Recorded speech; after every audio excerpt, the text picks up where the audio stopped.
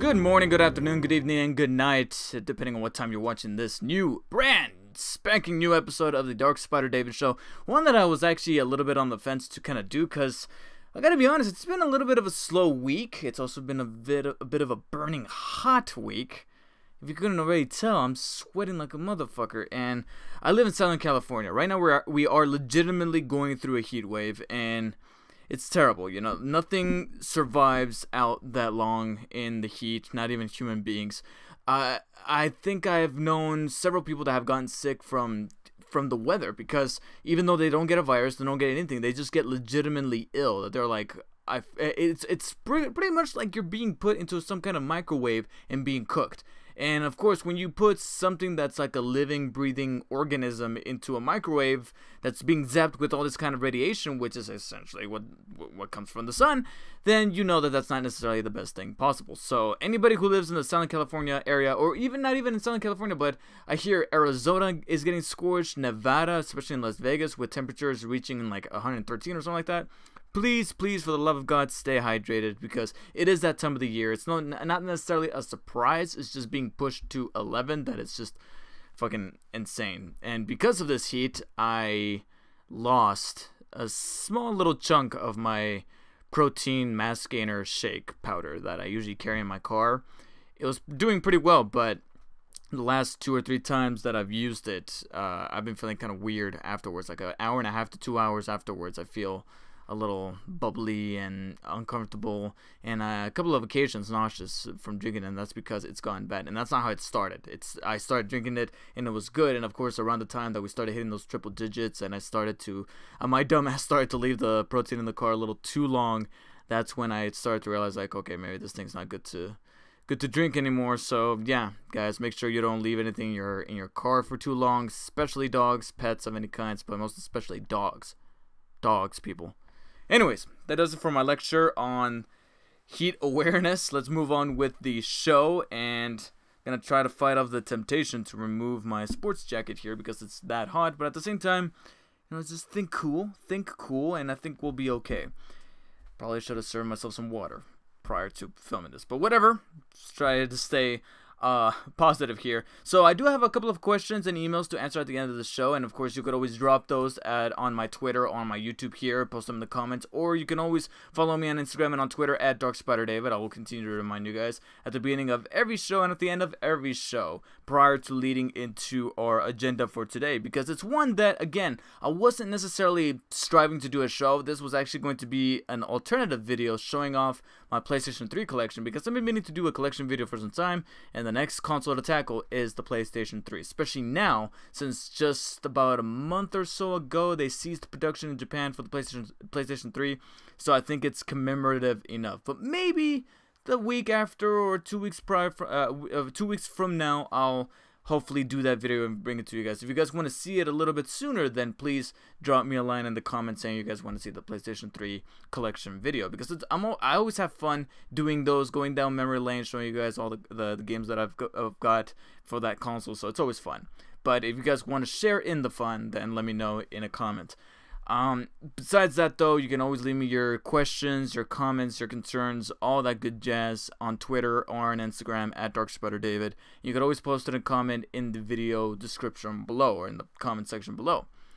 Besides that, let's go ahead and get things rolling with the news that popped up that made me go, you know what? Let's do a show. There's enough here. There's enough material to go ahead and at least do somewhat of a quick show, because the first topic is one that is brand new. It actually just came to light, I believe, this morning as the recording of this video, and it's very topical, and it's a very big thing, but at the same time, I don't think I can elaborate on it more so than you probably already heard from your friends or even from yourself, and that is the new press material that has been released for Stranger Things Season 2, or as it's being kind of referred to, Stranger Things 2. Netflix has unveiled a brand new poster, which you're probably going to see on the screen right here, or at least that version of the screen, and it looks rather cool. I can't really tell if it's a photoshopped image, a photograph of some kind, or even a Drew Struzan style type of poster akin to the first one. The poster for the first movie, but the first season is one of my favorite posters that I've seen in a very long time, and it's one that's going to become synonymous with Stranger Things. This one, dwells more on the teaser side, where you don't really see any characters. You got our 4 main kid protagonists looking off into the distance, seeing that there's something amidst that red storm that is very ominous in the background, with a sign saying "Welcome to Hawkins," to give you the idea that yes, this is still the setting that you remember from season 1, but something even bigger is in store for our characters here. And it's a very ominous poster, but it's also one with color, and one that, again, it's very hard to tell whether it's hand drawn, or at least has the illusion that it's hand drawn, but it's a very cool poster. Along with the poster, as you could already tell from the little date at the bottom left corner, is that we finally have a confirmed release date for Stranger Things Season 2, and that is October 27th. Now, it's a little strange, I guess you could say, that was the release date announced, because for the longest time, based on that last trailer, and so far the only trailer that we've gotten for Stranger Things 2 that was released back during the Super Bowl in February, was that it's going to come out on Halloween 2017. Let me check our calendar here, and Halloween falls on a Tuesday, so a lot of people were kind of assuming that it was going to release on that day because it's Halloween.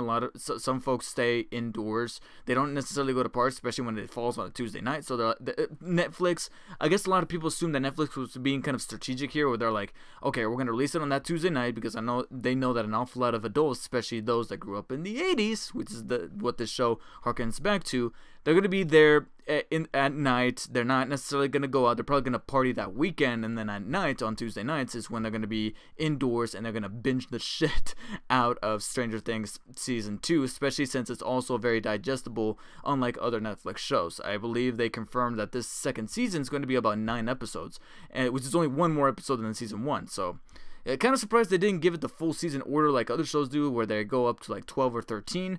But still, if you can tell a cohesive story in under that time, which is like 8 episodes like Season 1 did, or 9 episodes like this one's going to, then that's always better than to have a bloated season where shit ain't happening. So that's always the better half of it. And that's probably what a lot of people assumed that was going to be, because it's on a Tuesday night. Wednesday morning, people have to go back to school, back to work, so obviously they're going to party that weekend, and then on Tuesday night, when kids do go out trick-or-treating, they're going to stay at home, give out the candy, and once those pesky little shits go away, they're going to jump back onto their internet entertainment system and binge some more Stranger Things. So it would have made sense for it to come out on Halloween, but now they pushed it. Well, they never really pushed it, because they never said that it was going to come out Halloween, the exact day. They just said Halloween 2017, just like so many movie trailers say summer 2017 or something like that, but it comes out in May, which is technically not summer. It's still the spring, but that's considered the summer movie season. Now, their explanation as to it's completely transparent, but at the same time, like, wow, no shame here. But their reasoning behind them wanting to do it on October 27th is because, one, it's Friday. Netflix shows, for the majority of the time, always come out on Fridays, so that adults and kids and whoever owns a Netflix account is going to stream it all the way across the entire weekend. Friday, Saturday, Sunday, they have the time, and it's mostly the time when adults that have very mainstream jobs, if you want to call it that, that's when they have their time off. They work Monday through Friday. Friday, they're finally off. That night, they can start it. Saturday, Sunday, finish it off. Boom, it's done. But the other reason for why Netflix, I think whoever's in charge, I can't remember if it was the producer behind the show or producer over at Netflix who's in charge of this whole deal, said that there are some Halloween ideas built within Season 2 that they're like, you know what, we want to put this on October 27th so that then people will go out and be inspired to put together their own little Halloween costumes inspired by Stranger Things 2, Stranger Things Season 2, that's then going to be presented on Halloween. I don't know if this is considered a marketing ploy, or if it's a thoughtful thing on their part to be like, hey, I understand that there's going to be some ideas here that you want to construct for Halloween, some cosplay, that type of thing, and we want to give you the opportunity to think ahead of that, so that when Halloween does come around 4 days later, you got some kind of custom idea in mind. So could be thoughtful, or it could be waste so that certain outlets could make money of some kind. Now, I guess we can use this as a time to think of theories and ideas as to what exactly could be in Season 2 of Stranger Things that can be Halloween costume worthy. Now, does that mean, okay, I guess in a way this is when we're going to start delving into some I don't even want to say mild, but some potentially major spoilers for Season 1 of Stranger Things. So once again, I will be putting a little disclaimer here on the screen to where you can skip to, where I cease to talk about any further Stranger Things Season 1 spoilers. So you have been warned at this point. So my theory is as to what they could come up with for costume ideas. For one, definitely some more creatures that are going to be involved in Stranger Things Season 2. Kind of giving a little bit of a recap here to some of the more iconic images that we saw from that teaser that we saw back in the Super Bowl commercials. We see that giant-ass spider-looking, tentacle-ish looking thing that we see in the sky. And this leads us to believe that that could either be a dream sequence, which I hope to God it's not, and also that whatever was in store for us in the Upside Down is now going to start seeping into the real world, which would go in line with the tagline with this poster here, where they say some doors are meant to stay closed or something like that, or never open or something like that. That's because they don't want something to be led out into the real world, and that's where our characters are fearing here, especially with the way that Season 1 ended, with both Eleven seemingly sacrificing herself, but they are saying that Eleven is going to come back in Season 2. Of course, whenever they say something like that with a character that seemingly got killed off or is now deceased, there's always one or two ways that could go about. Either you can bring back Eleven through flashbacks, or she can then materialize, because we are dealing with some supernatural shit going on over here. So that could always be the case. But also, going on to those Halloween ideas, maybe it's the way that Eleven is dressed this time around, because that little dress that she's wearing along with the denim jacket, that became iconic, and an awful lot of kids and even adults, which is kind of fucking creepy, but an awful lot of individuals have used that as a way to cosplay. I'm pretty sure a shit ton of people at Comic-Con, or this year's Comic-Con, are going to be dressed as Eleven and also as Dustin with curly hair and the hat and all that stuff, riding their bikes. Obviously, there's an awful lot of inspiration here. And I feel like the similar thing could happen with Season 2. Maybe Eleven's going to have a brand new look. Maybe she's going to have longer hair this time. Who knows? But going more on the sci-fi route, I think that there's going to be some creatures that an awful lot of people are going to look at that and be like, you know what? Challenge accepted. I'm going to create this nefarious looking son of a bitch. And there could be a shit ton of creature designs that could be different than from what the flowery creature that we saw towards the end of Season 1 that was legitimately creepy, especially when it was used in a clever way. I will never forget the one jump scare that we saw at the very beginning of Episode 1, where Will is just riding his bike through the woods, and all of a sudden they cut to a very far away shot. Like, it's not even a close-up, it's like a far away shot of the creature, and all he does is go like this.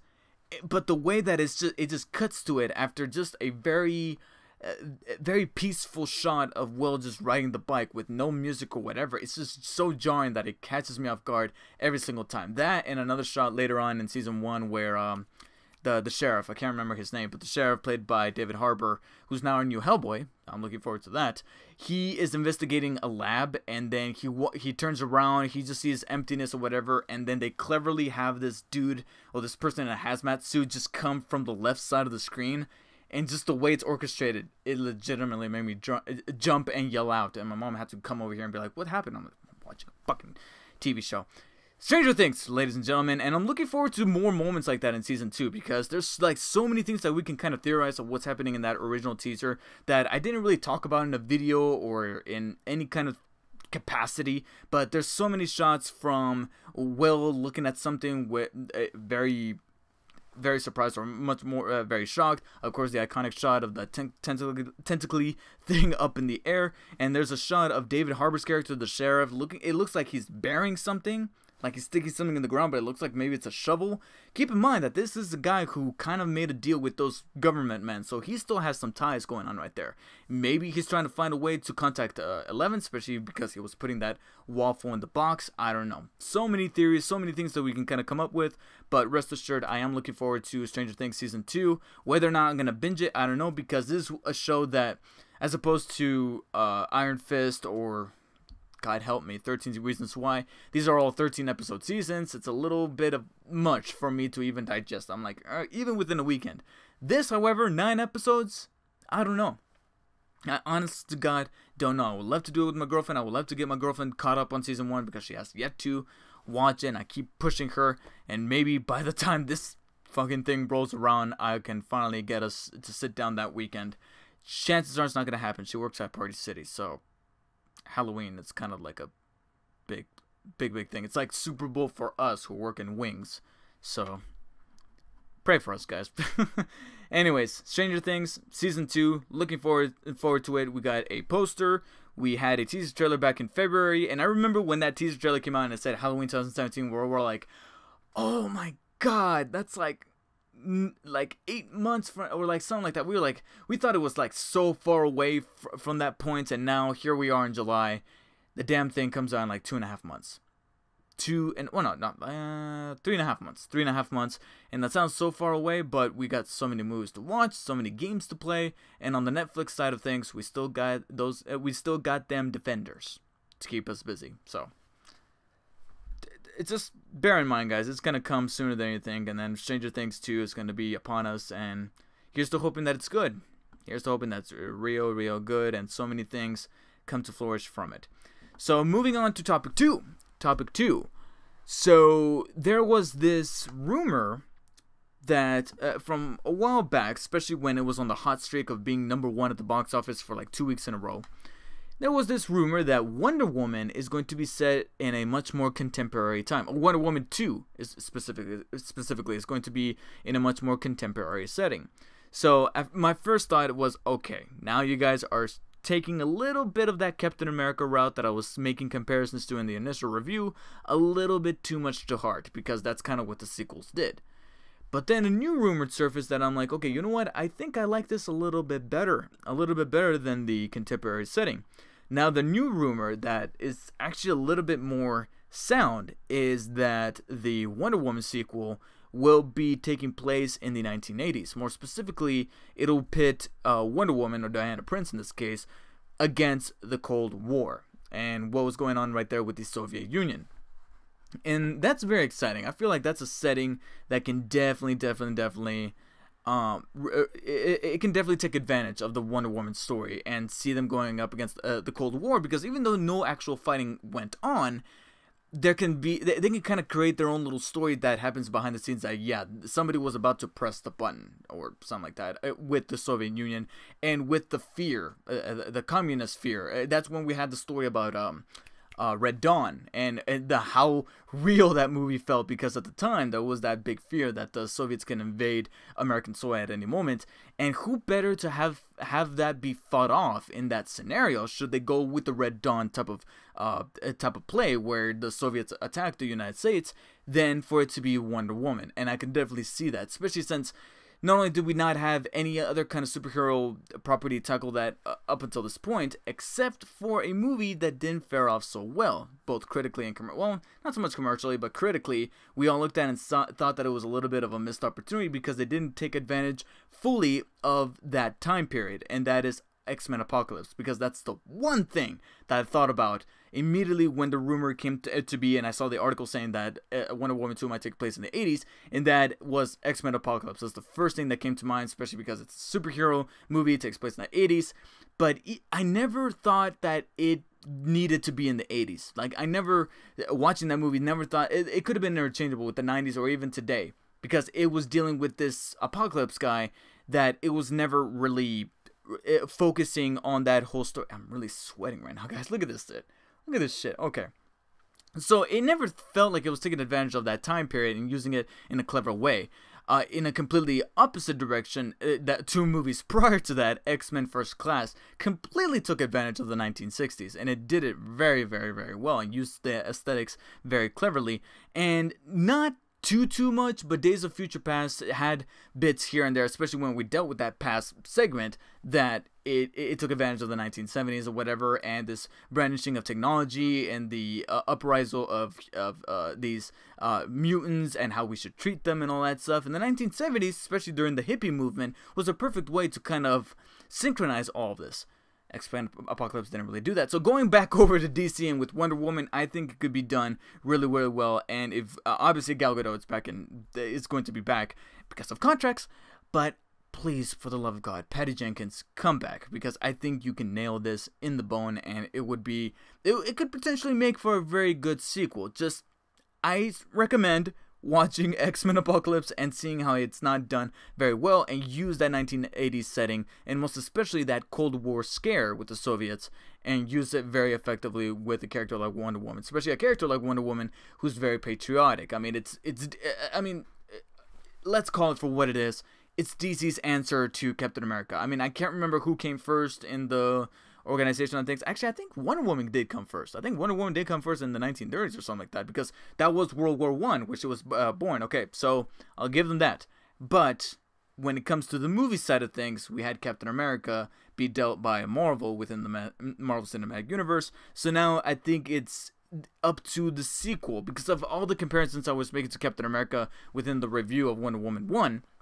I want to see Wonder Woman 2 do something that Captain America didn't do, which is to go, flash forward a little bit, but not to modern times where we have easy fixes with the technology that is surrounding our main character here, because we just saw Captain America do that with both Winter Soldier and Civil War. Now let's have Diana be set in the 1980s, and that would be very, very fun, but at the same time, there is something there that you could take advantage that not even Marvel was able to do, or not necessarily Marvel, but Fox/Marvel in their department were able to do with X-Men Apocalypse, and I'm rooting for you guys. I really, really am. Now, I know that I'm trying my best not to make this a spoiler show, but one minor little spoiler here for Wonder Woman. So if you have not seen Wonder Woman, I will place yet another marker here, but I'm gonna just talk about it briefly, so you can just fast forward like a minute or two. But there's, along with this rumor about it taking place in the 1980s, there's also rumors that Steve Trevor, played by Chris Pine, will be returning in Wonder Woman 2. Now, how the fuck are you gonna do that if brother's dead? Okay, not only is he dead, but he blew up in the plane, but he blew up in the plane during the time of World War I. If we're flashing back to the 80s, how the hell are you gonna do that? Now, of course, just like I said with Stranger Things about how they tackle a character coming back who was seemingly presumed dead or whatever, I say that their little loophole here is flashbacks. Have flashbacks. Because we did have some gaps in Wonder Woman 1 where time went by further, and oh my god, yeah, that is true. Okay, before I tackle this, we did have some gaps in there that you can kind of create some scenes for Wonder Woman, for why it was so easy for her to kind of fall in love with Steve Trevor. You can kind of flesh that out a little bit more with some flashbacks. So you can kind of kill two birds with one stone. You can bring back his character, who's really charismatic, was a darling for an awful lot of us who were reviewing the movie, saying that, yeah, Chris Pine and Steve Trevor was cool.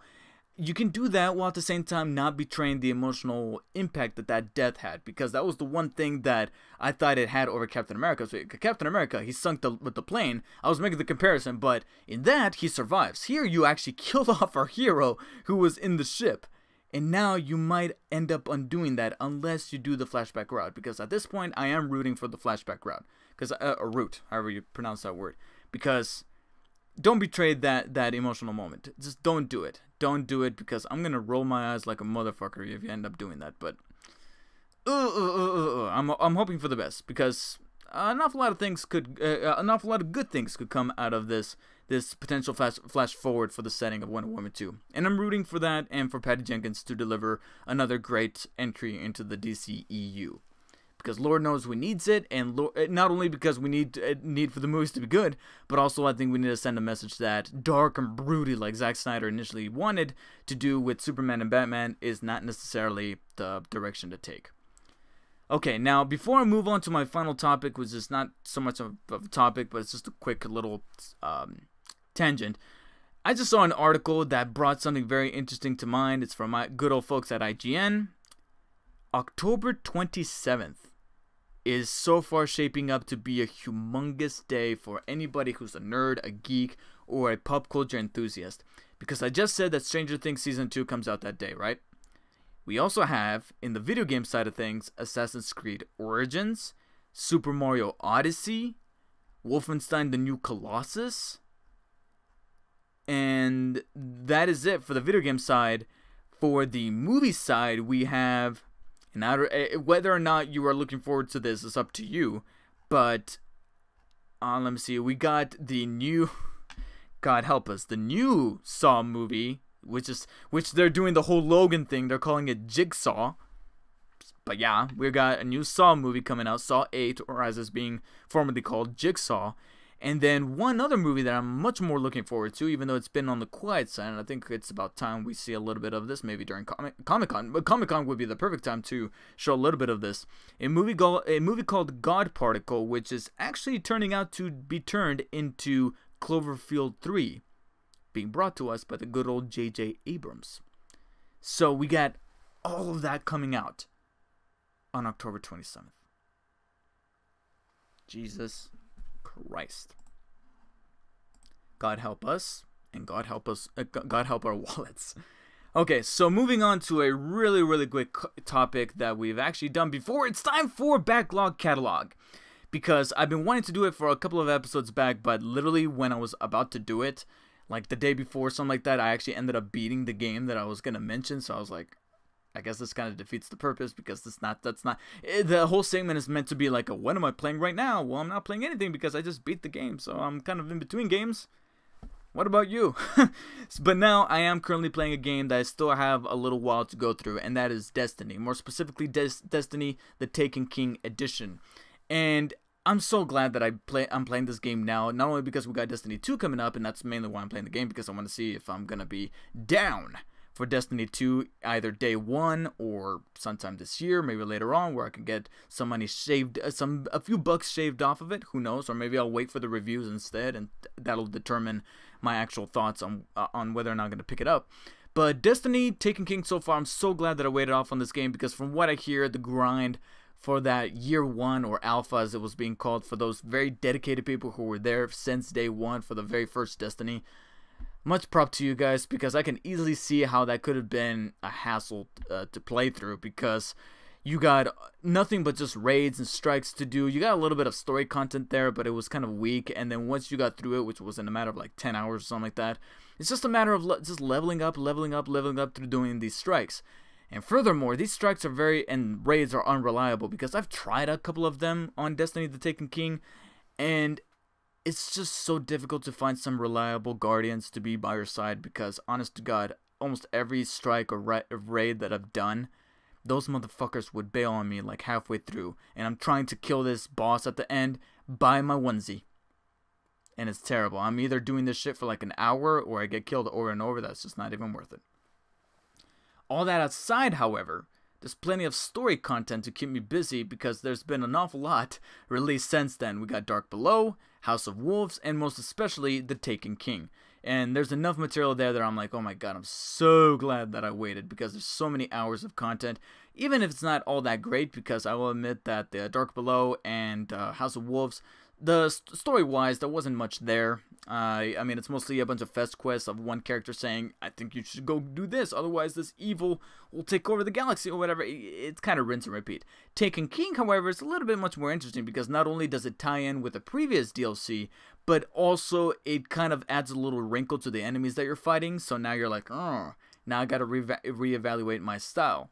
And also with that style that I started off with, you know, Destiny is a good game. It was never a bad game. It's just that it was a little bit empty, but over time, it's almost like, I remember actually somebody just recently in a game podcast mentioned this, that Destiny Year 1, prior to releasing all this DLC, was kind of like a TV show where they go through that first season trying to find their identity, and it's either towards the end of Season 1 or at the very beginning of Season 2, where they're like, okay, got it. We listened to what people said about Season 1, the pros, the cons, what they liked, what they hated. We kind of listened to it all, and now we're fully capable of branching out a arc for Season 2, while at the same time taking everything that has been said about the show in stride. And then finally you see, you can tell that they found the identity with the show. Most especially comedies. Comedies like The Office or Parks and Recreation. Characters that you thought were going to be one way in Season 1 are completely different in Season 2. And the majority of the time that ends up being for the better. It ends up being for the better. You like the characters more. And I think that's what the people over at Bungie Activision realized that with Destiny. They found their footing. It took them a couple of slumps, because not a whole lot of people were fans of those previous pieces of DLC, but it was Taken King that everyone looked at and like, okay, this is what we're talking about. And so far I can definitely see what they're talking about. As for the actual core gameplay and the exploration and all that, I love it. Of course, I do feel like there's moments where I feel like I'm in a bind when it comes to exploring these planets, because let's just say that some of the DLC takes characters that you saw during the base core story elements that you saw within the main game, and they kind of got rid of them, or they imply that they got rid of them, whatever, and at the same time I'm like, wow, that's rather bold, but at the same time, I guess it doesn't really matter because you never could have interacted with these characters. You had cutscenes, sure, but you were never able to go to like their environment and see the NPC right there talk to you or something like that. You know what I mean? There was never an immersive kind of moment with them, so it doesn't cost them to put that character in there and then now that they're gone, take them out. And that kind of makes me a little sad, because I'm like, wow, that means I could have there could have been opportunities here to visit these places. There's a section where you go to Earth and you're on the section where you can see in the distance the Traveler and whatever, this big orb thing. And ever so often, and right below it there's like a city or whatever. And ever so often I'm like, it would be cool if I could actually go to that city and kind of explore this open playground. And they can definitely have an opportunity to do that with Destiny 2. But so far, all I've been seeing is some gameplay that's cool, because I love the mixture of all these guns, the lore behind the guns, how they came to be, and all these races and stuff like that. When I was given the opportunity to be a robot as opposed to either an alien or a human, because I've always seen those options, so I'm like, is there something else that I can be? And then they gave me that class of being an Exo, which is like this Ultron-looking kind of android, and I'm like, yes, and that's what I went with, and haven't regretted it since then. And also the classes that you get to choose from, the powers that you're given over time as you level up, and the weapons and the RPG system. It's not the deepest RPG that I've ever played, but it's one that suits the purpose and it benefits the gameplay and makes me feel like there's an effective choice here of what I'm wearing, what weapons I'm using, what powers I'm equipped, all that kind of stuff. So gameplay wise, it's fun, it's challenging. I just wish that there could have been some better opportunities taken with the exploration, and also kind of give me a broader sense of this lore, because I love how they use words like taken or ghosts or simple words like that and give them a brand new meaning when they apply them to sci-fi elements such as these aliens and these robots and these AI and where they come from and the difference between the light and the dark, all that stuff, and how there's kind of like some kind of version of magic going on right here in Destiny that I'm like, please tell me more, but so far you're not telling me more. Instead, I have to go online and look it up, and I hope that that's a thing that they fix in Destiny 2, and I'm looking forward to it. But for now, I just want to keep playing Taken King, finish that off, and then probably later down the line, I'll just wait to see some of those early reviews and what they say about Destiny 2, and that'll kind of guide my mind in the direction of whether or not I'll end up buying Destiny 2. But so far, enjoying Destiny the Taken King, gonna play more of it, and who knows, maybe I'll try some of that Crucible stuff that's kind of like the multiplayer and challenge other people, and maybe that'll end up being a whole lot of fun. Oh my god, alright, I wasn't kidding, guys, when I said that I was burning up. It's only because of this suit, and this shirt's like super tight, so I'm actually go ahead and call it a episode. It's super hot. I'm also a little bit hungry, and I also need water. I gotta jet on out of here because I really need to survive here. But when it comes to comments and questions, sadly, I mean, I got quite an awful lot of comments, but I gotta be honest, I think I'm just gonna go ahead and reply to some of these. I've been lagging on it, and some of these people don't watch my show, so I guess I gotta be a little bit universal here and talk to these people. I have to like sit down and actually respond to these people, and it's kind of like a responsibility that I need to take, and it's sad because, like I said, some of these people don't watch the show, and I need to keep them in mind because I know that, you know, I often hear from so many YouTubers and whatever saying that responding to the comments as quickly as possible really does benefit you, because they know that, hey, look, you're paying attention, so that's always cool. And I really do need to start minding these people because they don't watch the show, so they're probably thinking, oh, he's not going to respond to my comment, and I don't want to be that guy. I really don't. But I did get one request from, where is he? Kev the Great on my Spider-Man 2 review saying, do the Amazing Spider-Man movies, please. I'm begging. Jesus, dude. Okay, you don't have to beg. Be proud now. Okay, so initially I said no, I don't want to do the reviews for the Amazing Spider-Man movies, only because they're so recent that I'm like, okay, I'm pretty sure if you go back far enough or you search it on my channel, you can actually find my review for Amazing Spider-Man 2, because that shit came out in 2014. That was only 3 years ago. I was doing YouTube videos. 2012 was when Amazing Spider-Man came out. I think you can also find the review for that one. So they're up there. But you could argue that just because I've done reviews of them doesn't necessarily mean that I've changed, that I haven't changed my opinion about said movies. And just recently I made a purchase that I think calls for potential re-reviews of Amazing Spider-Man and Amazing Spider-Man 2, especially with the treatment that Spider-Man and Spider-Man 2 have gotten so far, where I go in depth with the movies, where I show clips of the movie and I kind of pick it all apart in a very spoilery type of way. So if you haven't seen those movies, I'll go in detail, not in every single scene of course, but kind of cover bases of as much as I can over the movies through like a 30, almost 40-minute video if you're willing to stand for that. And I think maybe I'll do it, but we'll see. We'll see what time allows and if I can get my scheduling right to get these type of reviews done, because they are very daunting to do, especially when they're very meticulous. But when I see the final product played back and all that stuff, especially when I see that the clips are kind of cut together and we fade in and out with the movie clips and whatnot, they're very fun to do. And also, with that being said, I want to open up the line for requests on movie reviews, especially when it comes to some of these older movies, especially when it comes to the Spider-Man movies or the Batman movies, movies that you haven't seen me talk about in broad detail, especially because YouTube wasn't a big thing back then, like Batman Begins, The Dark Knight. I did do a Dark Knight review on my old channel, but I didn't do one right here. So if you guys want to see me tackle it the way I did with these Spider-Man movies, then please drop me a line in the comments. Do you want to see me do the X-Men movies, Ang Lee's Hulk, the the Amazing Spider-Man movies like Kev the Great wanted? You know, all you guys got to do is just reach out to me, and I'll try to respond to you as quickly as I can. Especially after this video, I will try to tackle as many of these comments as I possibly can, because so many of you guys are leaving some cool comments, and I feel bad that I'm not responding to you guys. So I'm gonna get right on that, but I'm not going to be able to do that if I don't sign out of this video. So thank you guys for watching yet another episode of the DarkspiderDavid Show. Remember, you guys can always contact me by Twitter or Instagram at DarkspiderDavid, or by simply just dropping a comment in the comment section below for this video. You can also support the video by hitting the like and share button, and do not forget to support the channel by hitting the subscribe button further down below. You could always stay tuned for the videos to come, especially if they are these classic reviews for some of these older movies, or even for